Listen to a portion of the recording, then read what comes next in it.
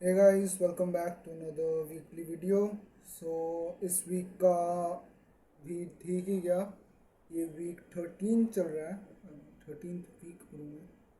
कितने डे हो गए?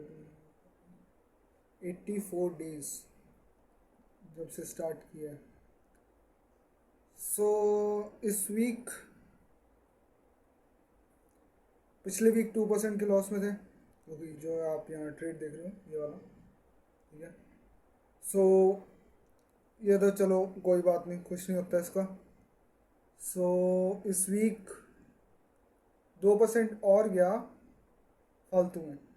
वेल, पिछले वीक 3% गया, 2% नहीं। तो और इस वीक 1% गया शायद। सो ओवरऑल हम 4% के लॉस में। 1% कैसे गया ये इस वीक का?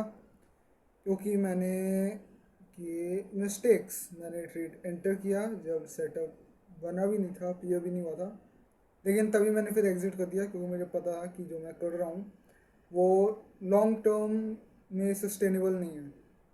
सो मैंने तभी ट्रेड एग्जिट वगैरह कर दिया। और हाँ, बस इस वीक कुछ ज़्यादा हुआ नहीं। एक ट्रेड का यहाँ पर अपीयर हुआ था सेटअप, दिखाता हूँ। सो मैंने क्या किया था, जो ये वाला हाई है, मैंने यहाँ पर अपना वो एरिया ऑफ इंटरेस्ट बना लिया था।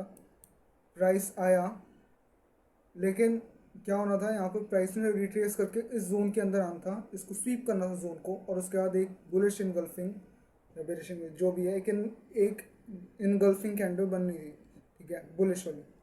सो गलती क्या थी, प्राइस ने यहाँ से किया रिवर्स। और अगर मैं करके देखूँगा तो वो सही तो नहीं बन रहा अभी।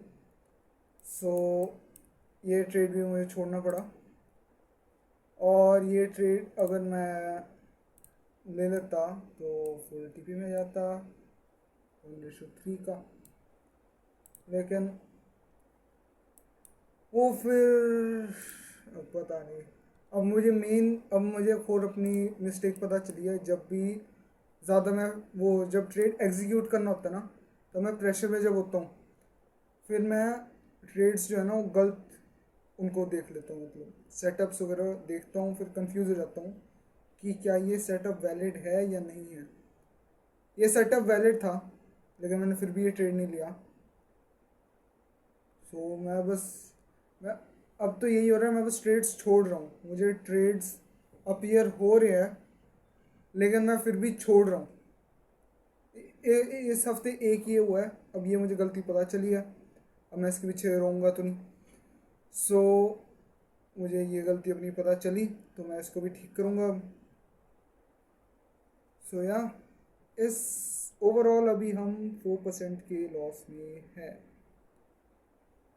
सो 2 स्टेप वाला काउंट है, 6% और है ड्रॉ डाउन के लिए। इस हफ्ते इस हफ्ते प्राइस चॉपी भी था ओवरऑल ना, यहाँ तक प्राइस पूरा चॉपी था।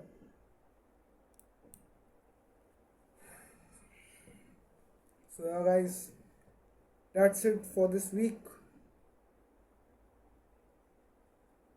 ओवरऑल अभी मेन मैंने ये किया था अपना कि मैं जो हूँ, मैं क्या करूँगा, मैं लॉस रिकवर करने की कोशिश करूँगा, जो 4% का लॉस है। लेकिन उसमें मेन दिक्कत क्या आएगी, जो जो मेरे ट्रेडर अपीयर होते हैं ना, मोस्ट ऑफ द टाइम वो हफ्ते में एक बार अपीयर होते हैं ट्रेड्स। सो जब हफ्ते में एक बार अपीयर होते हैं तो 1:4 का टारगेट देते हैं। जो मेरा ये वाला ट्रेड है, ये वाला अगर सही जाता तो अभी 1:8 के प्रॉफिट तक ये चले जाता है ना। और मेरे स्ट्रेटजी के अकॉर्डिंग ट्रेड्स यूजुअली 1:10 1:15 तक चले जाते हैं, ठीक है।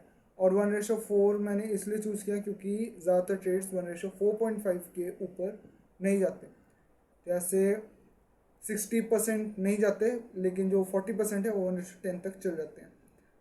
अब मैं 1:10 का तो एम नहीं करने वाला, क्योंकि मैं ये परफॉर्म चैलेंज है। सो परफॉर्म वाले अकाउंट पे ड्रॉ डाउन वगैरह हिट हो जाएगी फिर, क्योंकि अगर मैंने 10 ट्रेड्स लिए, उनमें से 6 में ड्रॉ डाउन हो गया है ना, लॉस में चले गया। 6% का लॉस कितना हुआ, 2% रिस्क करूँगा हर एक ट्रेड पे, तो 2 6 12% का ओवरऑल ड्रॉडाउन। सो वो ब्रोकरेज लाइव अकाउंट वगैरह जो होता है जिसमें हम खुद के कैपिटल यूज़ करते हैं उसमें ज़्यादा सही रहता है। सो इसमें मैं 1:4 का ही एम करूँगा। और बस यही था इस हफ्ते का। और ये हफ्ता बड़ा स्लो गया। सो या मैं ये दिखाने वाला था कि जो क्या कहते हैं, जो मेरा बैक टेस्टिंग वाला डेटा है उसमें मेरा जुलाई में ट्रेड्स अपीयर होने की प्रोबेबिलिटी है। अब उसमें मेन दिक्कत क्या आती है कि उसमें 3 लूजिंग ट्रेड्स है, 2 विनिंग ट्रेड्स है ना। जो 2 विनिंग ट्रेड्स है वो 1:4 तक आसानी से चला जाता है, दोनों 1:10 तक 1:8 तक गए। सो मैं अब 1% रिस्क करूँगा, 1:4 का एम करूँगा, पहले लॉस लॉस रिकवर करूँगा, फिर जैसे ही वापस रिकवर हो गया लॉस, फिर वापस 2% रिस्क करके 8% की एम करेंगे हम 1:4 का। सो देखेंगे अकाउंट का फेज 1 क्लियर हो। कहाँ मेरा अकाउंट, चलो छोड़ो, वो पुराने हम वो नहीं करेंगे कि अकाउंट लो हो गया, उससे भी सीख ही मिली अभी। So now I am following the process. ठीक है, धीरे धीरे स्किल अप करेंगे अपना। सो ya guys, thank you for watching. I will see you guys in the next weekly video और इन द नेक्स्ट शो।